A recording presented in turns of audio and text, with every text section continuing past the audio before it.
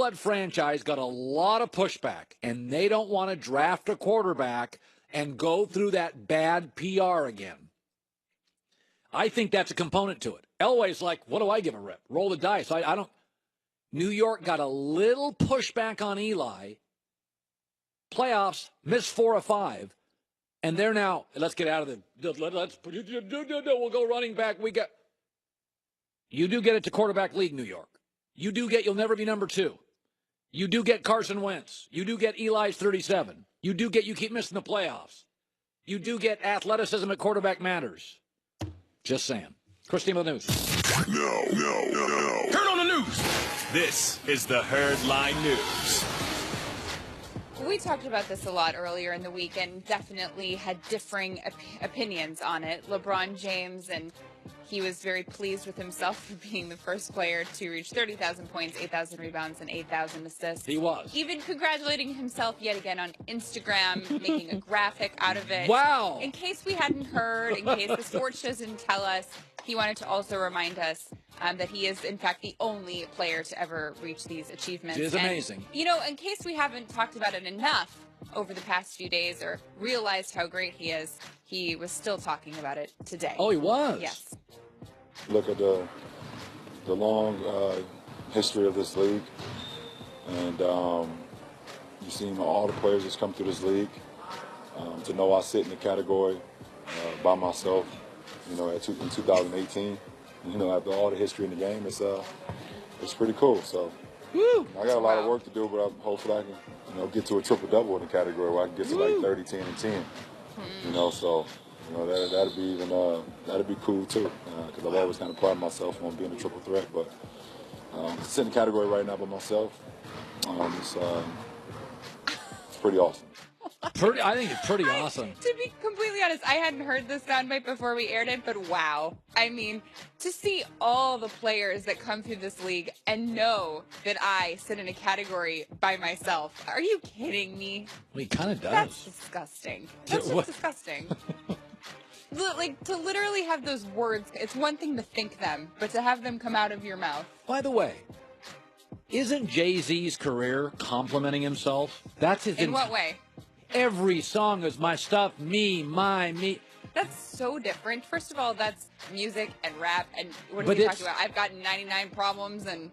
But I mean, if you look at a lot of cultures, the basketball culture has always been about me, my shoes. That's fine, but this is another level, and he's also taking a shot at everybody else while he's complimenting himself. All these players come into the league, and I'm just in a category by myself. And, I think I'm going to try and get a triple-double, too, because then I can be a triple threat. But come on. LeBron, one person on this show, admires your greatness. I admire his greatness, too. I just don't need him to tell me how great he is over and over and over and over. It gets a little old. There are reports that Doc Rivers could maybe consider the New York Knicks head coaching job if Jeff Hornacek is fired. This kind of would make sense to me. I think that Doc has been on the hot seat in LA for quite a while, and he's got a year left on his contract, so maybe he's starting to think ahead. There were rumors, I think a year ago, that he was considering going back to the Magic. That never played out. New York makes sense to me, and he might need a job. It's not a good gig. No, but neither is being unemployed. Yeah, but these coaches always rush back into jobs. It's like Porzingis now has an injury history. It's the worst owner in the league, and the roster's weak. I don't think that Doc wants to get fired and not have a place to go. So if he could make it an exit that seems like it's on his own terms, that would look better. He can make $2 million a year being a broadcaster. Well, that's what I think he should do, honestly. He's very, very good at talking. Yeah, he's a good talker. So why not do that? Yeah. And finally, Colts GM Chris Ballard is confirming now that they will not re-sign Frank Gore. Here he is. We had a discussion. We had it multiple times during the season. Frank knows that, we're at a point where we need to get younger. And look, I want to give Frank a chance to go see what's out there and see if he finishes in the place where he wants to finish it. I have nothing but he's a Hall of Fame player in my mind, without question, a first ballot Hall of Fame player. He's very honest. He likes it when you're honest with him, and we had a good discussion. Totally agree. They got to Yeah. get younger, and he's expensive, and totally agree. Doesn't it seem like they would be taking Saquon Barkley in the Well, draft then? listen, he's good. That's who I wish they'd take. That's, if you ask me, I would love to see Luck finally get some component in the backfield to help him. And Barkley can block, he can catch, he can run. They've got good receivers, actually, and their O-line's gotten better. It's not great, but it's middle of the packy. It was awful for about 4 years, so that's who I hope they pick. Okay, that's the news. Christine with the news. Well, that's the news. And thanks for stopping by. The Herd Line News. Yeah, it is. I'm obviously, people know that I think LeBron's a great player, and he does love him some LeBron, and people know, I have through the years picked a handful of NBA players that I really, really like, and I think they have certain qualities. A lot of times it's more about the human than the basketball player. I think Steph Curry's really smart. I think he's joyful. I think people like to play with him. I think he's the best shooter I've ever seen. Kevin Durant is 7-footer who you can't stop from the perimeter. I think he's added a little toughness through the years. I think LeBron's unbelievable. I've always been a humongous fan of Chris Paul. I didn't initially love James Harden, but I've really joined James Harden because I think he's shown some self-awareness. I think he's a smart kid who's kind of figured out, you know what, if I play well with others. And now, similarly, there are guys I didn't buy into. And it should be noted, the guys I don't buy into, it never ends well. It's never a Blake Griffin guy, never a Carmelo guy, never a Derrick Rose guy, never a Stephon Marbury guy. I was right on all of them. I will say this about Westbrook, and I've said it before.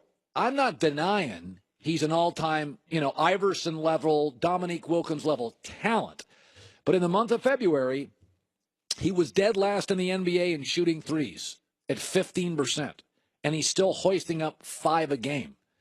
And I don't think you can deny, if you're totally intellectually honest, Sabonis is better since he left him. Oladipo's better. Harden's better. KD's better and more efficient. All these players leaving him are better. Paul George joins him, and all his numbers go down. By the way, people can say, well, look at Kyrie since he left LeBron. Well, let's look at it. Kyrie's points in Boston are down, and his assists are down. Now, think about that.